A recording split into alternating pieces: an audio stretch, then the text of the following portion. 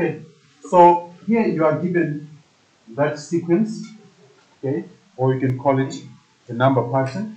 You're supposed to write down the next two terms. Now, at this stage, you should know that in this grade, you are most likely to be tested on the linear pattern only. That's based on the CAPS requirement for grade 10. So when it's linear, it means there is a common difference which is constant between any two consecutive terms. All right? So if I find the common difference here, it's going to be minus 17 minus 14, and you get the negative 3, which means I have to add negative 3 throughout. So I have to do it 2 times. So it means the next term is going to be minus 26, and the next one will be minus 29. So I expect you to have got that. Did you get that? Yes. That's straightforward and that's simple, right? Then the table, complete the table below by determining the values of A, B, and C, right? Now that I know that the common difference is minus 3, then I might need to use that information to complete the what? The table. Well, sometimes when you are doing questions on number patterns, you have to come up with a strategy or what I can say is a tool or a formula that you can use to determine the answers. Right? So, if n is equal, obviously n here, you see, it says we have got n equal 1, 2, 3. Then they put a here. Right? Which means if you want to calculate a, you might have to maybe do a calculation in your head based on the general term. If you don't do that, then you need to figure out another way of doing it. Okay? Because this a here is the position. What is the position of minus 32 in the formula? Or you can write all the terms until you get to minus 32, then you determine the position of what? Minus 32. That's a long method. But it might probably be the easiest. So since you're at minus 29, you add minus 3, you get to minus 32. Right? So we have got 4 here plus these 2 means minus 32 will going to be what? The 7th term. Are you following that? You have to think if you are doing questions on sequences. And by the way, sequences are taught, number patterns and sequences are taught from grade 10 right up to matric. Okay. So that A there is a 7. I hope that nobody struggled to get that A. Then to get B, this B here, it corresponds to the 14th term in that number pattern. Okay? It corresponds to the 14th term. Right. Now I need someone to tell me how he or she was able to get that B. Remember, there are 2 ways. You now know the general term of a linear pattern. You might have to figure it out using another method. So how do you approach it? Is anyone who wants to share this? What? How the general term will just substitute for 2. Okay. Which I think is the easiest. Right? Well, that's the 14th term. Or if you want to do a long method, then you write all the terms up to the 14th term. Okay, which might be a long method, but it will give you the answer. So maybe you see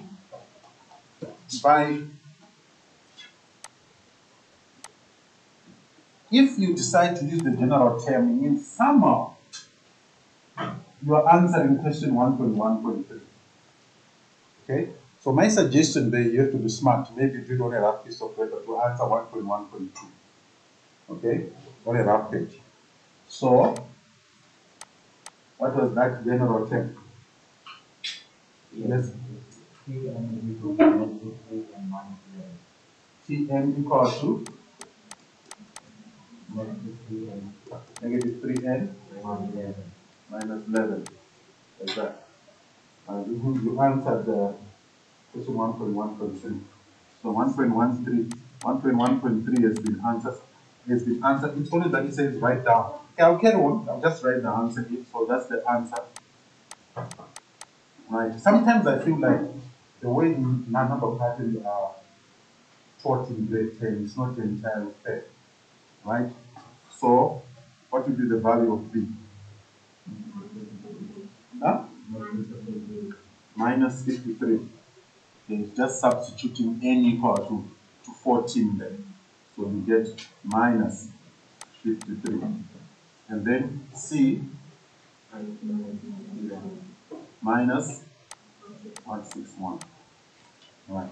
I'm sure you can see that there is no way that you can determine the 50th term manually. You might have to use the formula. That's the only way.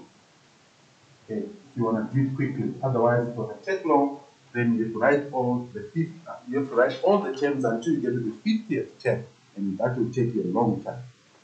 Right, so it's better for you to just use the general term. Okay, so that's it. Then Batu's got a question. It's very easy. Once you determine your general term, it's very easy. All right. Okay, and then here now. Now, this question here is not entirely on a linear pattern, okay, especially maybe the first one. So here you have got a sequence of patterns, okay, is made of from square tiles and triangular tiles.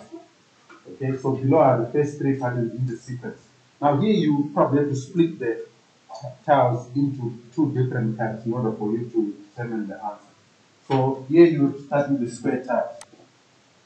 First, we have got 1 here, then we have 4, and then we have 9. From your grade 9, what do you notice with regard to those three numbers? So they are perfect squares. They are all perfect squares. Because they are all perfect squares, they don't form a linear pattern. It's not linear, it's actually called a quadratic pattern. Unfortunately, it's not taught in grade 10, that's for grade 11. But it's called a quadratic pattern. And the general term of it is going to be Tn equal to n squared.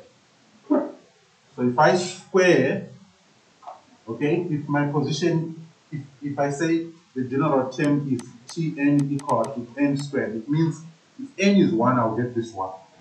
If n is 2, I'll get that 4. N is 3, I'll get the 9, and then it carries on. So the question is saying determine how many square tiles are required for pattern number 10.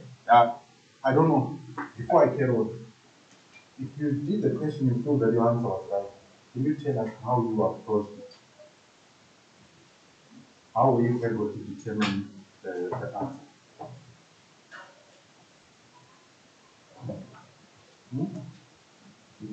Was there, how did you do it? Okay, so the answer here is going to be 10 squared, which is 100. Okay, so 10 squared is equal to 100. For you to be able to determine that, you must have written down the square tiles that are given. And then you see that, okay, they form a pattern which is based on perfect squares. Right. Then 1.22. Now calculate how many triangular tiles are required for pattern number 24. Now we are now concentrating now on the triangular tiles. So we have 4 here, then we have 8, then we have 12. All right. The first thing, once you are able to determine the number of triangular tiles, check if there is a common difference. Right? So 8 minus 4 will give you a 4. 12 minus 8 will give you a 4, which means we have got a linear pattern. Then you determine the general term. So here I'll write Tn is equal to An plus C I'm going to determine my general term. It's 3 marks. So to get the full 3 marks, you must show some working out. Right? So if I say my Tn is 12, right? My A is the common difference, which is 4. The position of pattern number 3 is obviously 3. Then I need to calculate what C is. Right? So C is going to be 0. Okay? C is going to be 0. Now what this means is that my general term is going to be equal to 4n.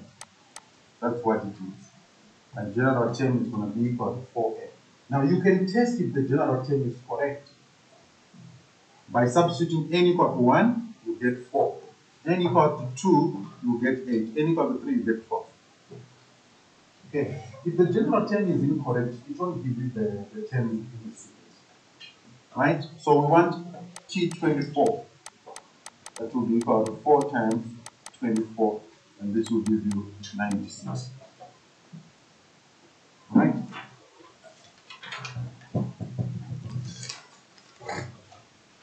So I hope you're able to get that.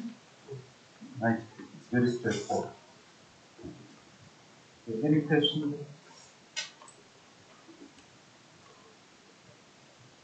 Okay, if you don't have a question, then let's move on to the next one. Right. Now, question 3 says, consider the linear sequence. You need to determine what is the value of B. To determine B, find the common difference first. So 8 minus 5, that's 3. 11 minus 8, that's a 3. So to get this B, right, the common difference is 11. So I just have to add, sorry, it's 3 rather. I have to add a 3 to that. So B is going to be 11 plus 3, which is 14. Okay, so that's straightforward. Then determine the nth term of the sequence. Now, the general term is also called the nth term. Right? It has got many names. You can call it the general formula, the general term. You can also call it the nth term. So to determine the nth term, right, to write our general term is Tn equals An plus C. Right. The other thing that I also needed to let you know is that based on how I introduced this general term here, my common difference is A. You might read some books where they don't use A, but the meaning is the same. Also, this constant here, some books they put Q there. Some books they put B where I put the common difference. All you have to know is that the coefficient of n is the common difference. Right? The constant can be any letter. Right? So, from there, my common difference is 3. I just have to choose a term. At this time, let me choose 8. So I'll put 8 there. Then my common difference is a 3. It will be 3 times 2 plus C. Because always, when you want to find the general term, you have to determine C first. Right? So this becomes 8 equals 6 plus C. So C is a 2. Therefore, the general term or the nth term is going to be 3n plus 2. Okay, you can test it if it's correct. Right? You can test it if it's correct. Right? So that's 3.1.2. Then 3.1.3, calculate the value of the 15th term. Now this is easy enough. 3.1.3, we know that our general term is Tn equals to 3n plus 2. So we want the 15th term. So that would be T15 is equal to 3 times 15 plus 2. That will give you 45 plus 2, and the answer will be 47. Okay, so T15 is going to be 47. Right, then 3.1.4, which term in the sequence is equal to 83? And so we are given Tn, but we don't know what is its position, so we need to use the general term. All right, allow me to do it here at the top. So that will be 3.1.4. So our general term is Tn equal to 3n plus 2. Tn is given as 83. So we're going to calculate that n. It becomes like a grade 8 equation, right? Very simple. So this will give us 81 equal to 3n, then we divide both sides by 3. So we get 27. Now just have to remind you that the position of a term n is always a positive integer. Always a positive integer. N can never be negative. Right? N is always greater than 0. Right, so this is what you should have done. I hope that you didn't have any major problems. Right, can I carry on?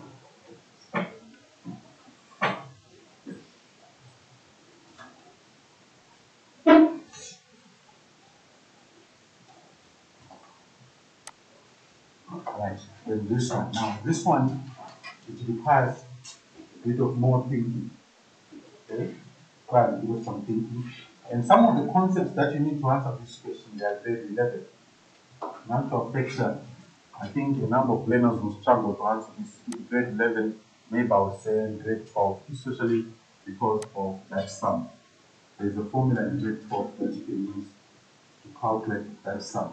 But we are in grade 10, so you have to think and figure out how you can get that sum. Okay. How many of you were able to get the answer?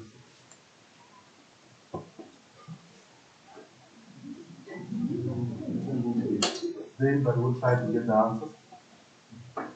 But then you managed to find out. Huh? You only got the first one. Yeah, you see, this question here, I would say it's not entirely fair for grade 10 learners, but let's just go over it. All right, so you are given a sequence of numbers. That's the sequence there. The common difference is a 4, right? Now, all the numbers of that pattern, they were reshuffled, okay, and they were put into groups. The 2 was put on its own, then 6 and 10, that's the second row. Then 14, 18, 12, that's the third row. Now you find that these numbers, if you go that way, right, go this way, it's more like it's a zigzag, right? They form a linear pattern when it's a zigzag, right? But on the diagonals there, they also form another pattern, and that pattern is not linear, it's quadratic. That's where the grade 11 part comes in. So these numbers, they form what's called a quadratic pattern. If you try to find the common difference, the first difference, 6 minus 2 is a 4, 14 minus 6 gives you 8. Right? So the first difference, which in grade 10 we just call the common difference, is not constant, but the second is constant. Okay? The second is constant. Right? So, if you want to determine the sum of the 8th row, I'm sure you can agree with me that the 8th row is going to have 8 numbers. Right? I hope you can see that the first row is got 1, second row is got 2, third row is got 3, fourth row is got 4. The 5th row is going to have 5 numbers. The 6th we have 6, the 7th we have 7, the 8th we have what? 8 numbers. Those numbers in each row, there's a common difference which is a 4. Okay, there's a common difference, that's a 4. So the question requires you to think. It can be answered using grade 11 concepts, and that will make it easy. But you are in grade 10. Therefore, you might have to figure it out in any way to get the what? The answer. Alright, so let's start with finding those 8 numbers. Okay, let's find those 8 numbers. The question will be, for you to get to the 8th row, what is the total number of digits in this original sequence, which is linear? I'm going to repeat the question, because I can't use grade 11 concepts to do the question, because we are in grade 10. So I'm saying we have to figure out, you have to think and figure out how you can find a solution. So my question is, what is the total number of digits from the first row to the 8th row, what is the total?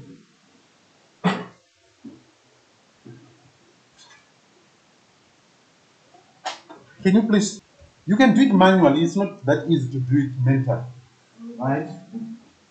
Before the 8th row, which has got 8 digits, we have got 28 up to the 7th row.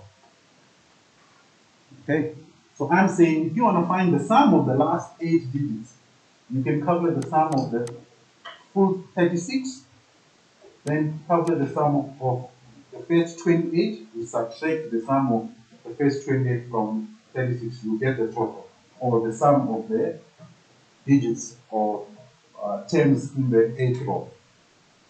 Right? You could think that way, or you could think in another way. But this question is an open question because you are in grade 10. You can approach it in any way that you feel it's, as long as it's mathematically sound. So, my suggestion would be find the first term of in the 8th row, and that term will be the 29th term. The 29th term of the linear pattern. Okay? Then you find the 30th, the 31st, 32nd, 33rd, 34th, 35th. So it might require a bit of some working out. That's why I said it's not entirely fair because you are in grade what? 10. But there is no other way. Okay? So 3.2.1. The general term. Let's determine the general term first. So if I say Tn equal to An plus C, right? Well, let me choose 18. 18 is the 5th one. So 18 is going to be equal to the common difference 4. So that's the 5th term plus C. So I'll get 18 minus 20 plus C. So my C is going to be negative 2. So the general term Tn is going to be 4n minus 2. So this is the general term that you can use to determine all the terms. And I need to use this to determine the terms in the 8th row. Okay? So in the 8th row, the first one is the 29. Okay? So it will be 29 up to the 36th term. Okay? So for me to carry on, I actually need to determine that term. So I'll start with T29. That will be equal to T29. If I put 29 here, I'll get 58 minus 2, so I'll get 56. Right? So it means the first term in that row is going to be 56. Right? So I can say the terms are going to be 56, 60, 64, 68, 72, 76, 80, right, so I've got 7, and then 84. Right? So I've got those terms. I don't know how we do the question. Right? I can't use grade high order formula because we are in grade 10. So I have to do it manually. Huh? Alright, so we have got these 8. Now, since we now have those 8 terms, to find their sum, it's not complicated. Okay? You can use your calculator then. Right? Their sum, you just add them, right, using a calculator. So I can say the sum is going to be equal to what? 56 plus 60 plus 64 plus 68 plus 72 plus 76 plus 80 plus 84. What answer do you get? I think you have made a mistake. Wait. 4. Okay, alright. Thanks for that. Alright. You know, for some reason. Okay. Okay. Thank you so much for that because you know what happened? Somehow I don't know. I think I I multiplied this 4 here, I took it as a 2. But anyway, wait. You should have told me. You should have told me earlier. Okay, so T29, 4 times 29, it gives you what? So you've got 58 by 2, 160 minus 2, so you get 114. This is right? So it means the terms are going to be 114, 1118, 1122. Okay, wait. 1122, and then 126, 130, then 134, 138, and then 142. Right, so you have no other option, you have to use a calculator. Right, so if you use a calculator, what do you get? The sum will be equal to what? 1,100? 1,024. Okay. All right. Fine. So we have got the sum. Now this is the sum of the last 8. Out of those 36, the last 8, that's their sum. Then the next question now says, determine the mean of the numbers in the 20th row. So we have got 20 numbers, right? Now we have got 20 numbers, but the good thing is the general term of those 20 numbers is still the same. It's Tn equal to 4n minus 2. If you were in metric, this would make things easier. We'll just use one formula to give you the answer. But now, in this case, you might have to write down all the numbers. All right? You might have to write down all the numbers. But I'm just gonna check your thinking. So let's go to 3.22. So 3.22. What would be the first number in the 20th row?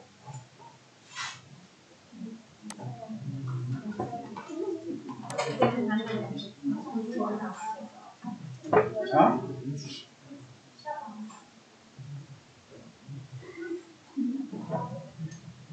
Okay, check this. Can I have your attention? So, the first row, we have got 1 there, then we have got 2 digits, then 3, then 4, then 5. Right?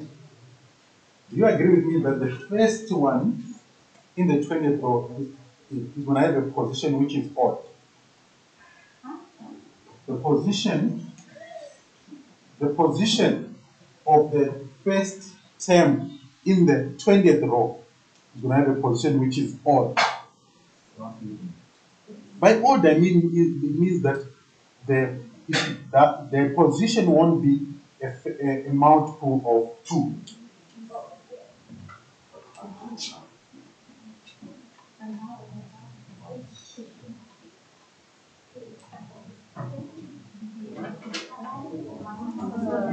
Okay, Kelly. So I don't think I calculated that the position on the 20 is 191. It's going to be 191. All right. How did you get that? 1, 2, 3, all the numbers from 19. Okay. So you said 1 plus 2, then you determine the position of the row. Yes. Okay. So we want to find the first digit of the 20th row. Right? In the 20th row, there are 20 digits. You agree with me there? Now the question will be, from the first row to the 20th row, what is the total number of digits? From the first row? From the first row to the 20th row, what's the total number of digits? 210. 210. Then you subtract 19 from 200, what? From 210. Are you following? Yes. You said that? Okay. Look here. We have got 20 rows. Yes. What is the total number of terms in those 20 rows? 210. But in the 20th row, we need the position of the first term in that 20th row. The other 19, we don't need them. We want to get the position of the first one.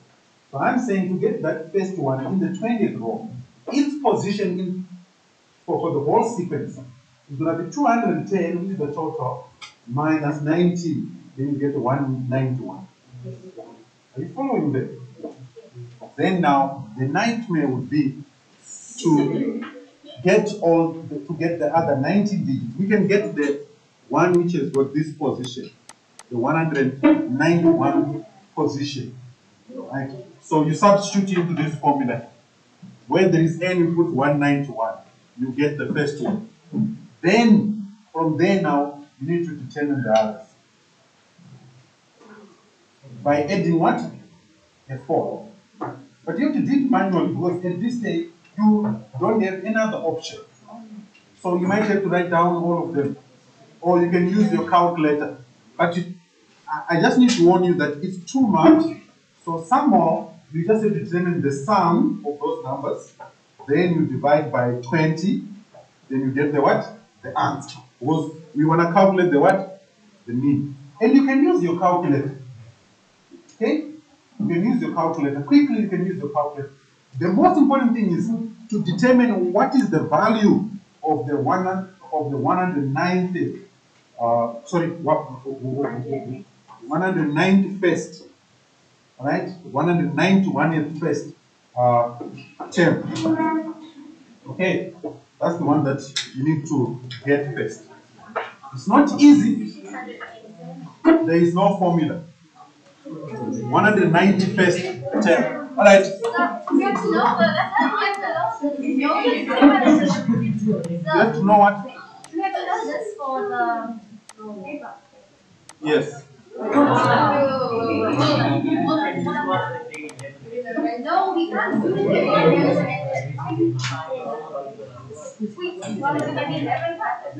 Okay, why you don't want to think?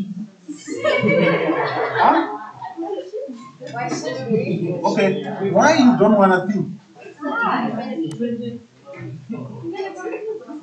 Okay, so Tn is equal to 3n minus, 4n. 4n minus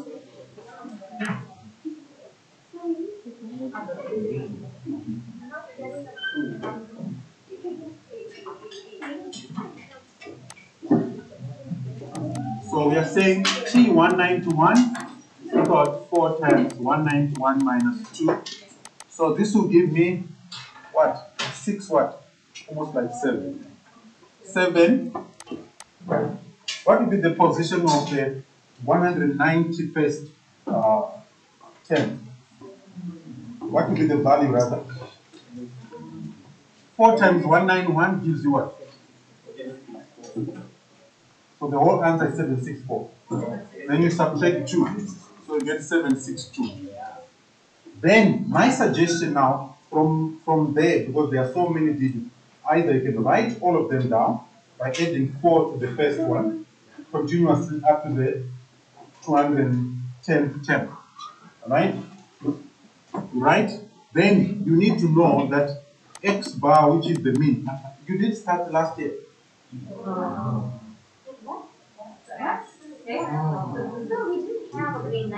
So X bar is equal to the sum. Alright. Okay. Just to let you know, this is the sigma notation, right? The sigma notation, it represents sum. Okay, if you use Excel, right? If you go to an Excel spreadsheet, you enter your values, okay, in a column. If you want to determine the sum, you highlight, then you go to the 2 bar at the top. There is a sign that you see, it looks like this. It's called the sigma notation. It represents sum. Okay, in maths, the sigma notation represents sum. So what we are saying, okay, here I'm supposed to put xi actually. By xi, we are saying we are starting from the 191st term up to the 210th term. So We need to determine them. Or you can say you're starting from the 1st to the 20th term. So we need to add all of them. That will be the sum, the numerator. This n here, for our case, is going to be 20. Okay? The n is 20. That's the total number of terms. The x is each individual term. So we are saying the first one, 762 plus 766 plus 780 plus 78, sorry, 7, that will be 770. Then that's 774 plus. Right? All over 20. Okay? You should know how to calculate mean. Mean is also called average. Yes, you can't tell me that even if you didn't do stats last year, okay, you can't remember how to calculate mean. In grade 8 you were taught. So listen, you can use your calculator. So 762, you continue adding 4 until you get to the 20th digit, or rather actually the 20th value, right? Then you divide the sum by 20. Fortunately, your calculator can do it for you. Okay? Let's see. But I don't have enough time, but I'll try. And then you have to press AC after entering all the information. Then you go to Shift, then 1. Now we want the sum, so that's number 3 on my calculator. So then number 2, which gives me that. So 16,000, right? So my mean is going to be equal to x equal to 16,000 divided by 20, and 2 into that, that's 800. So the mean is going to be 800. Right.